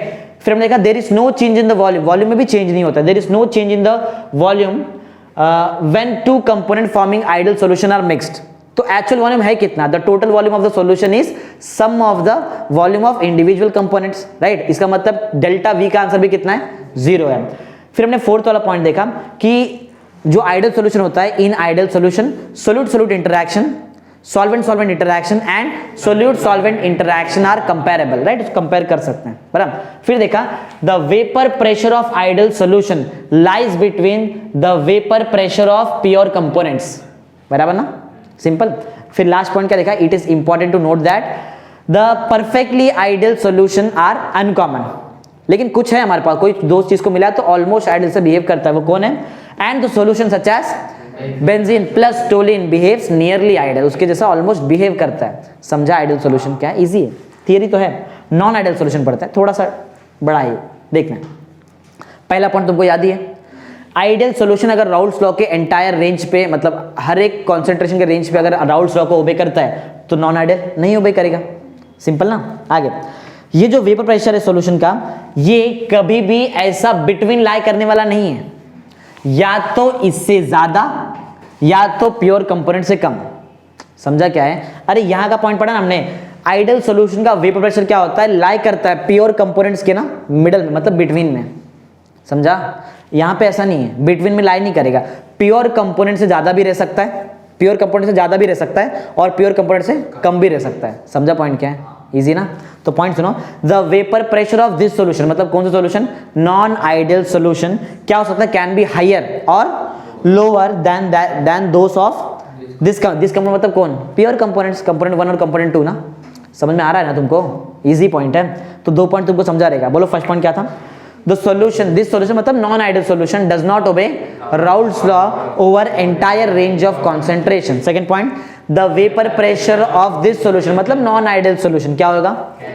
Can be higher और lower than that of this component, या फिर जो भी pure component तुम्हारा, राइट? आगे बढ़ते हैं। ये जो नॉन आइडियल सॉल्यूशन है ना, ये 2 टाइप का डेविएशन दिखाता है। डेविएशन समझ में आता है ना? अपने रास्ते से थोड़ा भटक जाना ना, हमने किया था ना प्रिज्म फॉर्मूले में, 11th में किया था डेविएशन, मतलब वैसा कुछ है। तो ये जो नॉन आइडियल सॉल्यूशन है 2 टाइप का डेविएशन दिखाता है, एक है पॉजिटिव डेविएशन और दूसरा क्या है? Negative deviation. अब देखते हैं हम लोग पॉजिटिव डेविएशन क्या है और नेगेटिव डेविएशन क्या है। क्यों हो रहा है मालूम है ऐसा? क्योंकि राउल्स लॉ को ओबे नहीं कर पा रहा है, बराबर ना। हाँ, तो क्या है डेविएशन वो चलो देखते हैं। पढ़ो जरा पॉइंट क्या है, वो जो ऊपर लिखा है, नॉन आइडियल सॉल्यूशन शोज, क्या दिखाता है? 2 types of deviation from Raoult's law. ये राउल्स लॉ है, ये राउल्स लॉ है, इससे 2 टाइप का डेविएशन दिखाता है, एक रहेगा पॉजिटिव डेविएशन और दूसरा नेगेटिव डेविएशन। चलो देखते हैं कि पॉजिटिव डेविएशन और नेगेटिव डेविएशन क्या क्या है। देखो पॉइंट पढ़ने मानना पड़ेगा, ऐसा नहीं। देखो बहुत इजी है, अगर ध्यान से सुना मेरा पॉइंट, एकदम ध्यान से सुनो। इधर देखो सोल्यूट और सॉल्वेंट, बराबर 2 चीजें, सोल्यूट और सॉल्वेंट। सोल्यूट सोल्यूट का इंटरैक्शन रहेगा, मतलब intermolecular force of attraction. Solute solute में अट्रैक्शन, सॉल्वेंट सॉल्वेंट में इंटरैक्शन और सोल्यूट सॉल्वेंट का इंटरैक्शन। ये समझा क्या है? मेरे को थर्ड वाले पे ध्यान देना है। थर्ड वाला कौन था?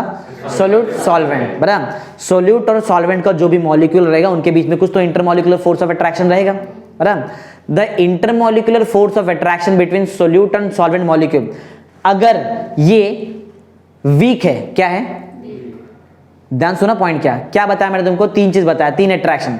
एक सॉल्यूट और सॉल्यूट के मॉलिक्यूल के बीच में अट्रैक्शन, एक सॉल्वेंट सॉल्वेंट के मॉलिक्यूल के बीच में अट्रैक्शन और दूसरा सॉल्यूट और सॉल्वेंट के मॉलिक्यूल के बीच में अट्रैक्शन। हमको हमारा काम है थर्ड वाले पार्ट में, सॉल्यूट और सॉल्वेंट का जो मॉलिक्यूल है उनके बीच में अगर अट्रैक्शन वीकर है, क्या है? वीकर। किसके कंपैरिजन में?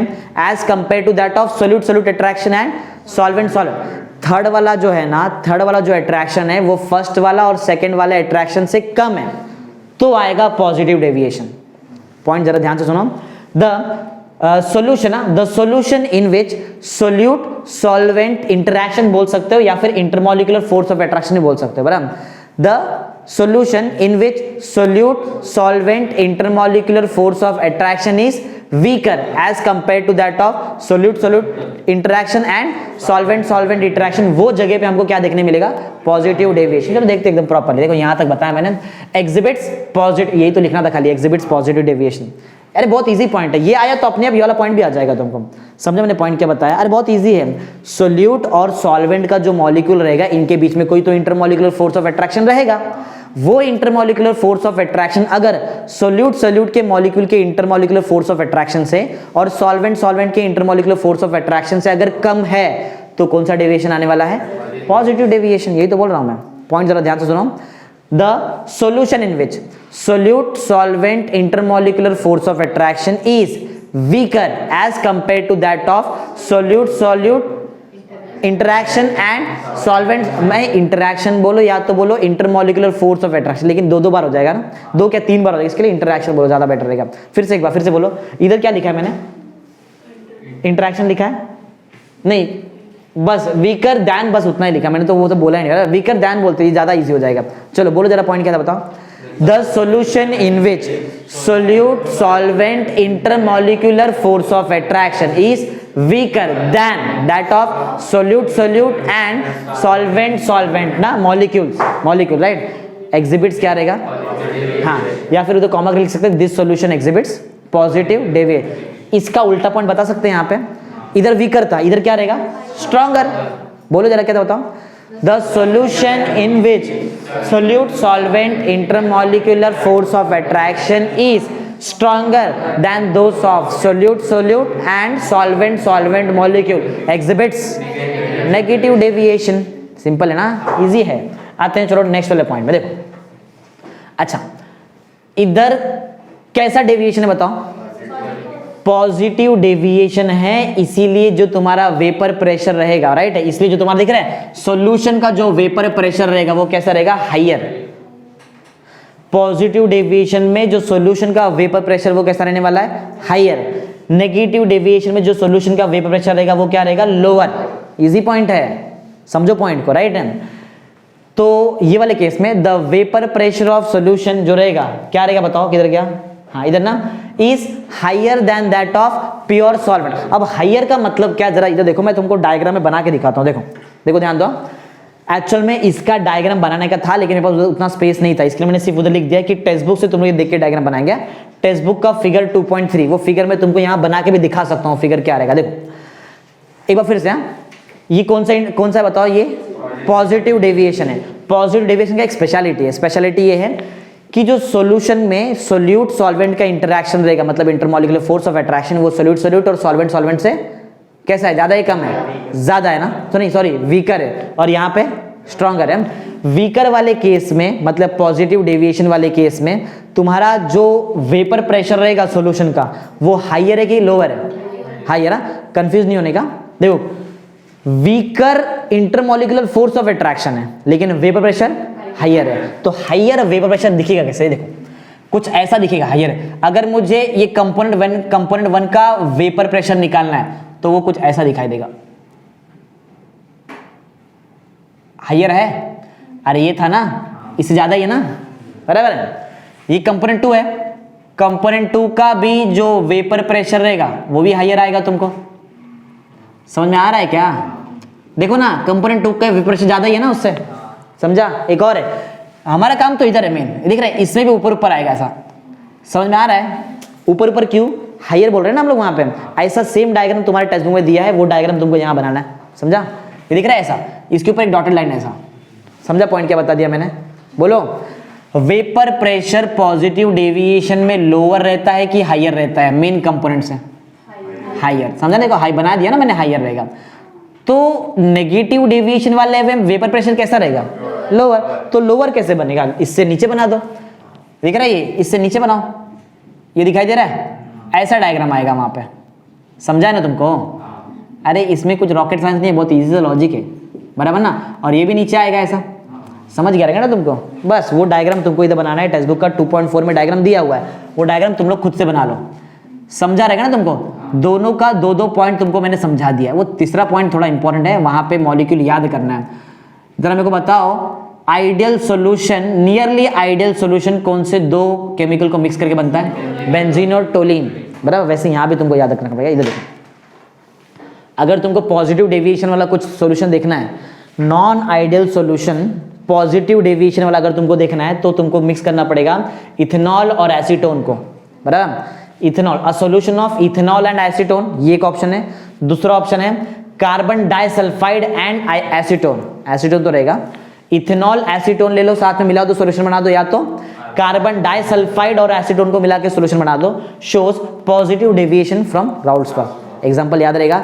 इधर का बताओ आइडियल सॉल्यूशन का एग्जांपल क्या था, बेंजीन प्लस टोलिन। इसमें फर्स्ट एग्जांपल क्या, ethanol plus acetone. Second example carbon disulphide plus acetone, समझा, समझा ना। और इधर भी एग्जांपल है, अगर तुमको नेगेटिव डेविएशन वाला आइडियल सॉल्यूशन चाहिए तो तुमको दो सॉल्यूशन को मिक्स करना पड़ेगा, फिनॉल और एनिलीन को, मालूम है, फिनॉल बेंजीन के ऊपर OH, एनिल मतलब बेंजीन के ऊपर NH2, मालूम है ना। हाँ, तो फिनॉल और एनिल को प्लस कर देंगे, सॉल्यूशन बना देंगे, तो क्या बनेगा तुमको, non ideal solution of negative deviation. एक और ऑप्शन है तुम्हारे पास, क्लोरोफॉर्म और एसीटोन को भी मिक्स कर सकते हैं, बराबर। 5 एग्जांपल बताया, आइडियल सॉल्यूशन बताओ एग्जांपल, बेंजीन प्लस टोलिन, बराबर। और पॉजिटिव डेविएशन का first example ethanol plus acetone, second example carbon disulphide plus acetone. Negative deviation का first example phenol plus aniline, second example chloroform plus acetone, समझा।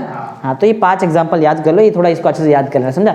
इसमें भी diagram है, diagram बताया ना, नीचे नीचे नीचे डायग्राम, और उधर ऊपर ऊपर जो ग्रीन कलर से बनाया वो फर्स्ट का, जो रेड कलर का बनाया था वो नीचे रहेगा। टेक्स्ट बुक का डायग्राम बनाना पड़ेगा, एग्जाम में आया तो बनाना पड़ेगा डायग्राम। मेरे पास जगह नहीं था लेकिन लिखा हुआ है, 4th पॉइंट तुम्हारा डायग्राम है, तुमको बनाना पड़ेगा वहां पे, समझा। अभी तक जो पढ़ा है एक बार क्विक रिकैप मारते देखते हैं, हमको याद है कि नहीं। बोलो सबसे पहले क्या पढ़ा हमने, राउल्ट्स लॉ, स्टेटमेंट सबको याद है, बोलो क्या था।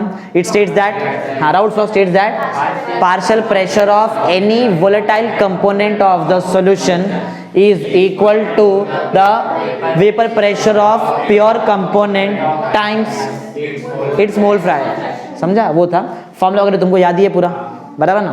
फिर हमने पढ़ा कंपोजिशन ऑफ वेपर प्रेशर ना, वेपर फॉर्म में रहेगा तो मोल फ्रैक्शन y1 y2, और जो सॉल्यूशन में रहेगा तो x1 x2। फिर देखा आइडियल सॉल्यूशन हमको मालूम है, ये राउल्ट्स लॉ को ओबे करता है, इधर नहीं ओबे करता है, यहाँ पे चेंज इन एंथैल्पी 0 आता है, चेंज इन वॉल्यूम 0 आता है, बराबर ना। फिर देखा कि यहाँ पे सोल्यूट याद ना, और solute solvent, solvent solvent, solute solute का जो इंटरेक्शन है वो कंपेरेबल रहता है। और यहाँ पे भी देखा ना हमने कंपेरेबल, इधर भी कंपेयर, हायर लोअर किया ना कंपेयर वहाँ पे। हाँ, फिर देखा कि जो वेपर प्रेशर है वो बीच में लाई करता है ना, बिटवीन प्योर कंपोनेंट के बिटवीन लाई करेगा। और लास्ट में हमने कुछ एग्जांपल देखा कि एक्चुअल में अनकॉमन रहता है ना, परफेक्टली आइडियल सॉल्यूशन अनकॉमन है, लेकिन दो चीज को मिलाया तो ऑलमोस्ट आइडियल बन जाता है, बेंजीन प्लस टोलिन, बराबर। अरे ये भी देख लिया, समझ में आ गया तुमको ना, समझ गया रहेगा, ठीक है।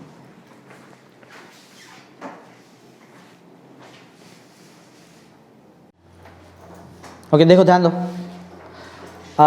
Problem based on vapour pressure हमने ऑलरेडी कर दिया, बराबर। 7 क्वेश्चंस किया था हमने लेक्चर नंबर 2 में, बराबर। ये लेक्चर नंबर 3 में हम लोग राउल्ट्स लॉ के बेस पे कुछ सम सॉल्व करते हैं, मतलब ऐसा बोल सकते हैं पार्शियल प्रेशर के, पार्शियल जो प्रेशर होता है इसके बेस पे सम सॉल्व कर रहे हैं। प्रेशर का हो गया, वेपर प्रेशर हो गया, बराबर। अभी कौन सा है, पार्शियल प्रेशर, जो राउल्ट्स लॉ में आता है। चलो स्टार्ट करते हैं। The vapour pressure of pure liquid, pure का मतलब मालूम है 1 नॉट, वो सब आया ना 1 नॉट 2 नॉट, वैसा। The vapour pressure of pure liquid A and B are, तुमको दिया है ना, वेपर प्रेशर दिया है, सब कुछ प्योर दिया है ना, तो फटाफट गिवन बताने आएगा। राउल्ट्स लॉ तो पढ़ लिया ना अभी, हाँ। The vapour pressure of pure liquid A and B are, pure बोला है तो बोलो क्या लिखूं, P1 नॉट ना, P1 नॉट और P2 नॉट तुम्हारे पास पहले से, बोलो P1 नॉट P2 नॉट क्या क्या है, 450 ले लो, एक 450 mm ऑफ Hg, राइट। और दूसरा क्या है 700 mm ऑफ Hg, क्लियर है, हाँ। और टेम्परेचर फर्क नहीं पड़ता है। फाइंड द कंपोजिशन, मालूम कंपोजिशन का मतलब थ्योरी बताया था, मोल फ्रैक्शन लिक्विड में भी, और मतलब 4 चीज तुमको निकालना है, बोलो क्या क्या निकालना है, x1 x2 y1 y2, यही होता है ना कंपोजिशन, हाँ। और कुछ दिया है, and vapour pressure of and the वही दिया, लिक्विड एंड वेपर, वो एक ही स्टेटमेंट था। If the total vapour pressure is 600 mm of Hg रहेगा वहां पे, बराबर ना। तो ये क्या दिया तुमको, P दिया। P का वैल्यू हमारे पास कितना है, 600 mm ऑफ Hg। क्लियर, ये गिवन इन्फॉर्मेशन और कुछ नहीं, और 4 चीज तुमको फाइंड करना है, बराबर। बोलो टू फाइंड, बोलो हाँ, x1 x2 y1 y2 ना। हाँ, तुमको निकालना है x1, x2, y1 and y2, ये चारों चीज तुमको निकाल के दिखाना है, ऐसा बोला है। अच्छा, फॉर्मूला क्या क्या लगाओगे बताओ, x1 x2 के लिए पहले बताओ, लिखा हुआ है सब कुछ वहां पे। x1 x2 देखो, तुमको मालूम है जरूरी नहीं कि x1 x2 दोनों निकाले, एक भी मिल गया ना मेरे को एक इक्वेशन मालूम है, x1 + x2 = 1 किया ना डेरिवेशन में, तो x1 नहीं तो x2 एक ही निकालूंगा बस। किधर मिल रहा है देखो तुमको, फर्स्ट ना, फर्स्ट से x2 मिल जाएगा, तो फर्स्ट फॉर्मूला मैं लगाने वाला हूं। बोलो फर्स्ट फॉर्मूला क्या है, वो P ना, P है तुम्हारे पास है, बोलो फिर क्या है, P2 - P1 इंटू x2 ना, इंटू x2 प्लस सब है ना हमारे पास, सिर्फ x2 नहीं है, तो x2 मिल जाएगा। अच्छा, अगर मुझे निकालना है y1 तो क्या लगाओ, y1 के लिए यही लगाना पड़ेगा, यही लगाना पड़ेगा। बोलो क्या है, P1 = Py1 ना, और अगर मुझे समझो निकालना है y2 तो P2 = Py2, बस यहीं से हमारा आंसर आ जाएगा पूरा। चालू करते काम, चलो सॉल्यूशन स्टार्ट कर रहे हैं, ध्यान दो, सॉल्यूशन।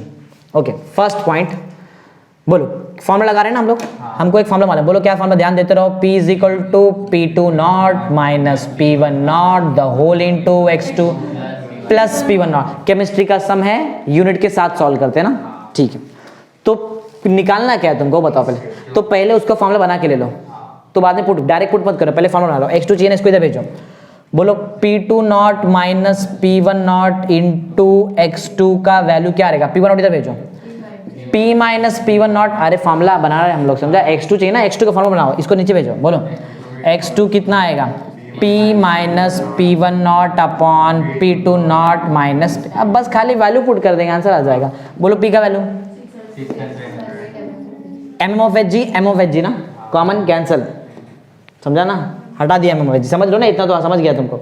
600 माइनस 450 ना, एक साथ यूनिट लिख रहा हूं, mm of Hg the whole upon, नीचे बताओ P2 700 माइनस P1 450 ना, और क्या आएगा, mm ऑफ, केमिस्ट्री का सम में दिखना चाहिए तुम्हारा, ये जो भी मैं लिख रहा हूँ यूनिट दिखना चाहिए, यूनिट कैंसिल, बराबर। बोलो क्या, 600 माइनस 450 कितना, डायरेक्ट करो ना, 150, बराबर बता रहे हैं, 0 0 गया, 5 से जाता है, 5 3 जा 5 5 जा, 3 by 5 कितना होता है, डिवाइड कर लो, 3 5 0.6 आएगा ना, 0 लिया 0 पॉइंट ना, 5 6 जा 30, मालूम ना कितना, 0.6 मिल गया x2। डायरेक्ट भी आंसर बता सकते हैं, if x2 = 0.6 then what is the value of x1, 0.4। कैसे मालूम है, फॉर्मूला है x1 और x2 को प्लस के तो 1 आना चाहिए, तो अगर x2 खुद 0.6 है तो x1 क्या होना चाहिए, तभी तो 1 आएगा। मालूम है ना इसका रीजन, अरे चाहिए तो कर लो, इतना करने के मेरे को नहीं लगता कि जरूरत है, समझ मालूम है ना तुमको क्यों आया, इसका रीजन चाहिए तो बाजू में फॉर्मूला लिख देता हूँ मैं, समझ गया। x1 x2 मैंने निकाल दिया है, ये आंसर आया कैसे, आंसर ऐसे आया कि हमको एक चीज़ मालूम है, x1 + x2 का आंसर = 1, इससे निकाला मैंने उसको, अरे ठीक है, चलो ये हो गया, तो एक काम हो गया। चलो कहाँ आते हैं, y1 निकालते हैं, किधर गया y1 ना, इधर, सिंस y1 चाहिए, y1 के लिए बताओ फॉर्मूला, P1 y2 के लिए बोलो फॉर्मूला, P2 बराबर है, वैल्यू डालते हैं ना जस्ट, P1 का वैल्यू 450 ना, P1 कैसे निकालेंगे, P1 सोचो, P1 और P1 अलग अलग चीज है, P1 का फॉर्मूला है, मालूम है, P1 का फॉर्मूला है P1। एक मिनट, फिर हम लोग क्वेश्चन चेंज, मतलब फॉर्मूला चेंज करते हैं ना। देखो मुझे मालूम कि मेरे पास P1 नहीं है, लेकिन मैं P1 को यूज करने लायक बना सकता है, P1 के जगह पे P1 का वैल्यू डालो। P1 का वैल्यू क्या होता है, फॉर्मूला देखो, P1 तो है ना मेरे पास, x1 भी है, अपॉन क्या, इधर भी करो ऐसे, बोलो P2 x2 अपॉन, हो गया ना अभी तो काम, वैल्यू भर देते फटाफट, बोलो P1 450 ना mm of Hg, बताओ x1 0.4 बराबर ना, यूनिट होता है क्या x1 का, यूनिटलेस क्वांटिटी, हाँ, मोल fraction is a unitless quantity, upon p किधर गया, p 600 mm of Hg बराबर ना, m of Hg गया, 0 गया बराबर ना, 1/4 मालूम है कितना होता है, 1/4 को अगर मैं फ्रैक्शन में लिखूं तो कितना होएगा, 1/4 किसके लिए आता है, मतलब नहीं सॉरी 0.4 अगर मुझे लिखना है फ्रैक्शन में 4/10 मतलब 2/5 ना, वही 25/100 में तो भी वही की बात हो गया, 2/5 ना, तो 5 से मल्टीप्लाई बहुत बड़ा, चलो 45 और 60 कट मारो देखते बाद में, 45 65 में जाएगा, और कुछ बड़ा देखो 15 में जाता है शायद ना, जाता है ना 15 3 जा ना 15 4 जा 4 1 जा 4 0.1 जा, समझा ना, 0.1 से 3 को मल्टीप्लाई करो 0.3 मिल गया ना, तो तुम्हारा y1 का जो आंसर है, y1 का आंसर कितना है 0.3 ना, y1 ना, बोल फ्रैक्शन है ये भी, यूनिट रहेगा नहीं ना, नहीं रहता यूनिट, इधर आओ दूसरा बोलो, y2 निकाल रहे, ध्यान देते रहो, P2 700 mm of Hg, x2 0.6 upon p 600 mm of Hg, right है, mm of Hg गया, 0000 भी गया, 6 1 जा 6 0.1 जा ना, बराबर ना, 0.7 हो गया, y2 का आंसर कितना आया 0.7, एक बार चेक करो जरा, टेक्स्ट बुक तुम्हारे पास रहेगा, सॉल्व एग्जांपल है ये, y1 का आंसर 0.3, y2 का आंसर 0.7, x1 x2 देख लो, चेक करते हैं आंसर, आंसर x1 का है 0.4 राइट है, x2 का 0.6 ही रहेगा, y1 है 0.7 सॉरी y1 का आंसर 0.3 है और y2 0.7 राइट, समझा कैसे किया, चलो एक अनसॉल्व सम है, तुम्हारे टेक्स्ट बुक का अनसॉल्व सम भी है, 2 सम मुझे मिला, 2 सम मैं करा रहा हूँ, तुमको डाइजेस्ट वगैरह ऑलरेडी प्रोवाइड किया है, उसमें से और एक्स्ट्रा सम सॉल्व करो, और एक्स्ट्रा सम तुमको इतने से कुछ नहीं होने वाला है, ये तो जस्ट बता रहा हूँ सॉल्व करते कैसे, बाकी प्रैक्टिस करना तुम्हारा काम है। चलो तो क्वेश्चन पढ़ लो, कुछ गिवन इन्फॉर्मेशन सोच के रखो क्या क्या कर सकते हैं यहाँ पे, क्वेश्चन तुम्हारे सामने है, गिवन इन्फॉर्मेशन सोच के रखो क्या क्या आने वाला है, सोचा, चलो चालू करते हैं, इधर देखो सब लोग, इधर गिवन ना पढ़ो, a mixture of benzene and toluene contains percentage by mass, कल भी आया था ना, कल क्या सेकंड लेक्चर वाले सब में आया था ना, परसेंटेज बाय मास नहीं आया था ना, 30% का मतलब 30 ग्राम, कौन 30% कौन है, कौन 30%, टोलिन, मतलब 30 ग्राम क्या है हमारे पास, तो टोलिन का मास है हमारे पास, मास को डिनोट कैसे करते हैं, W से, कम है ना, अरे 30 ग्राम है, बाकी 70 दूसरा रहेगा ना, तो 2 लूँ, W2 कौन कितना है, कितना 30 ग्राम ना, टोलिन है ये, W1 दूसरा कौन है, बेंजीन 1 ना, कितना ग्राम 70 ग्राम ना, मालूम है ना इतना तो, हाँ, at 30 degree Celsius vapour pressure of pure toluene ना, प्योर समझ में आता है, नॉट टोलिन सोल्यूट है कि सॉल्वेंट है, सोल्यूट ना, सॉल्वेंट है ना, सॉल्वेंट तो बेंजीन था, लिख देता हूँ, सॉल्वेंट तुम्हारा बेंजीन है, बराबर, सॉल्वेंट बेंजीन है और सोल्यूट क्या है, टोलिन, क्या दिया है, vapour pressure of pure toluene मतलब P2 नॉट ना, अरे 2 है ना, कितना 36.7 mm of Hg, P1 not दिया क्या, देखो प्योर बेंजीन भी दिया, बोलो 118.2 mm of Hg, assuming that the two liquid forms ideal solution, ideal पढ़ा ना मैं हमने, हाँ, calculate the total partial, total and partial, total निकालना है मतलब तुमको P निकालना है और पार्शियल भी निकालना है, partial pressure of each of the constituent about the solution, मतलब P1 भी चाहिए P2 भी चाहिए, समझा, यही ना, बराबर है ना, हाँ, कैसे निकालेंगे जरा सोचो, लगाओ दिमाग और बताओ, बोलो कैसे मिलेगा, P1 नॉट है, P2 नॉट है, सोचो। टू फाइंड है फॉर्मूला, जरा दिमाग लगाओ क्या क्या फॉर्मूला, देखो बेसिक केमिस्ट्री आना चाहिए, बस आ जाएगा बहुत इजीली।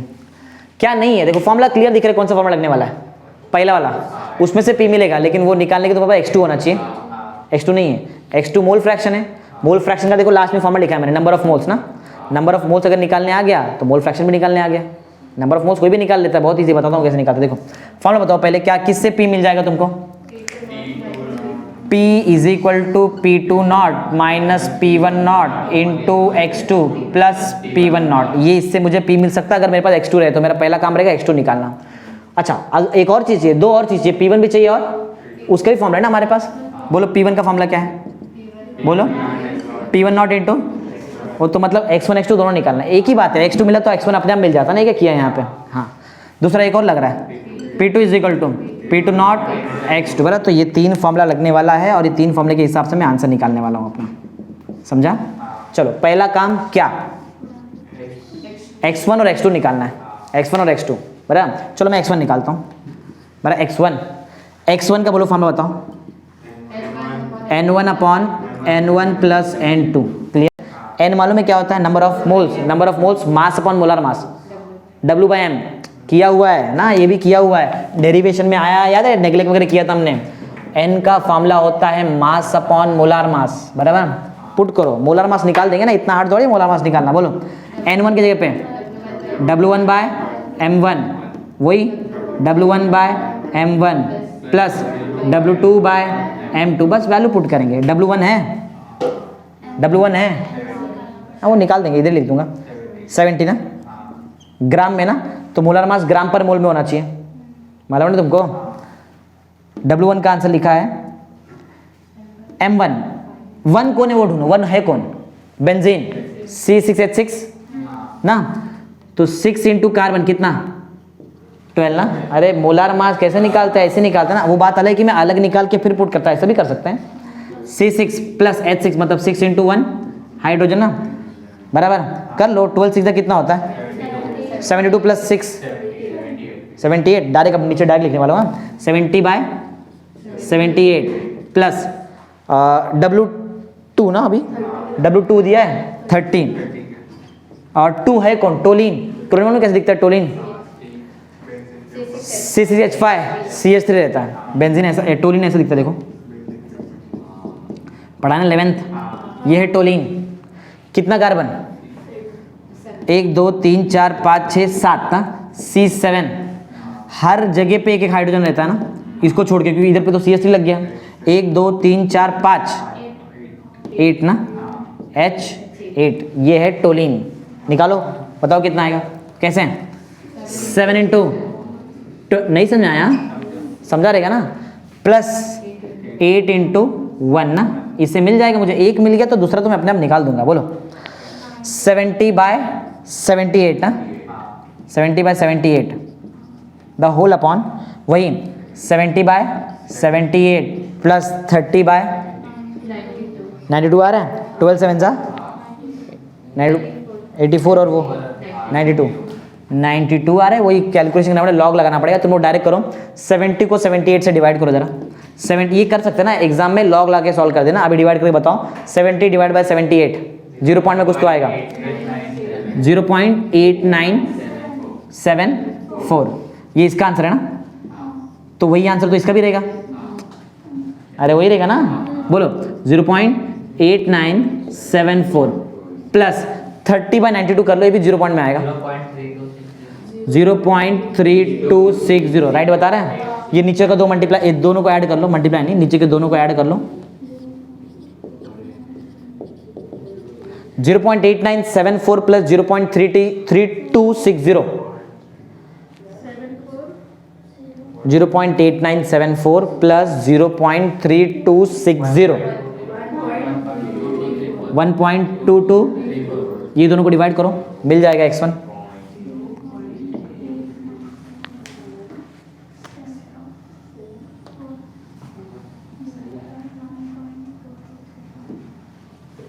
X1 का आंसर निकाल रहे, जल्दी बताओ X1 का आंसर, 33, सब लोग चेक करो कितना आता है, वो आ रहा है अगर x1 ये है, अगर ये x1 है तो मालूम है x2 क्या रहता है 1 माइनस ना, 1 माइनस कर लो 0.7335, मालूम है ना, फॉर्मूला है ना x1 plus x2 is equal to 1, तो x2 का आंसर 1 माइनस x1, 1 माइनस 0.7335, 0.2 में कुछ तो आएगा 0.266, x1 x2 मिल गया, फिर तो हो गया ना हमारा काम, फिर फटाफट सॉल्व कर देंगे। अरे x1 x2 ही चाहिए था, बाकी तो सब मेरे पास था।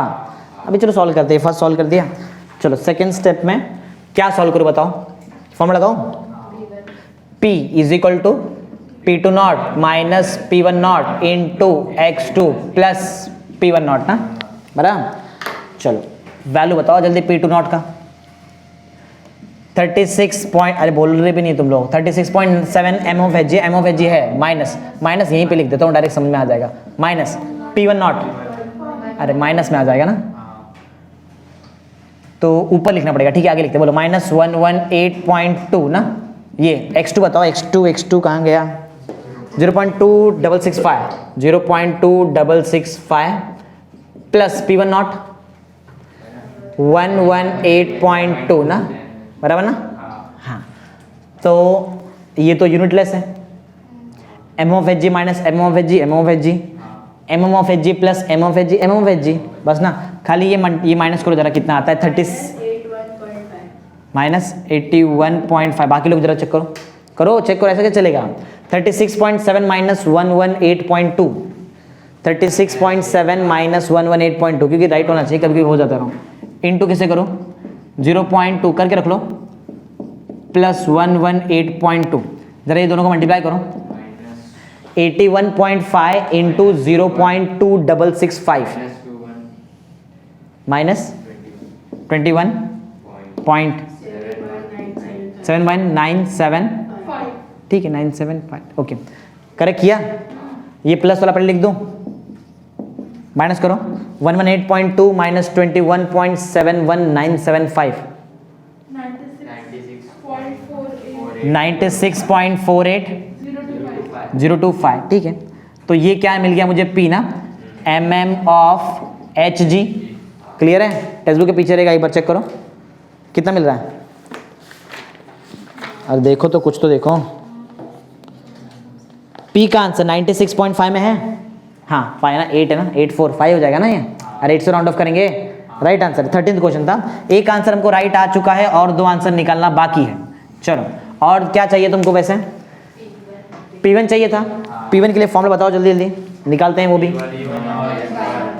P1 का फॉर्मूला कहाँ गया, P1 नॉट x1 दोनों है ना हमारे पास, P1 नॉट बताओ, P1 नॉट 118 मल्टीप्लाई भी कर लो, 2 था m of H ji into x1 भी है हमारे पास, कहाँ गया x1, 0.7335 mm ऑफ एच जी है, मल्टीप्लाई कर लो, देखो कितना आता है, 118.2 इंटू 0.7335, 86.6997 mm ऑफ एच जी, बराबर। एक और निकालना बाकी है, फोर्थ क्या, P2, बोलो formula, P2 not x2, P2 का वैल्यू ये कर लेंगे ना तुम लोग एग्जाम में, हाँ अभी डायरेक्ट कर दे तुम लोग कर लेना, P2 नॉट कहाँ गया, P2 नॉट 36 ना, 36.7 और इंटू में क्या है x2 0.2665 mm of H ji, multiply करके बताओ, 9.7855 mm ऑफ एच जी, बराबर, ये P2 है, जरा आंसर चेक करते हैं, इधर दोनों कितना, एक 86 पॉइंट में है, एक ही बोला था, दूसरा हमने निकाल दिया, चलो फिर भी समझा ना कैसा किया, चलो तो ये हमारा P1 का आंसर राइट और P2 का आंसर भी राइट, समझ गया ना। टेक्स्ट बुक में 2 सम थे, इसके बेसिस पे वो मैंने सॉल्व करा दिए हैं, बाकी तुमको जो डाइजेस्ट वगैरह प्रोवाइड किया है टारगेट, उससे और सॉल्व करो, बराबर, उसमें बहुत सारे सम्स हैं, वो सब सम सॉल्व करो तो प्रॉपरली हो जाएगा ये टॉपिक क्लियर, सिर्फ इतने से कुछ नहीं होने वाला, एक्स्ट्रा सम सॉल्व करना पड़ेगा तुमको, समझ गया ना कैसे किया, ठीक है।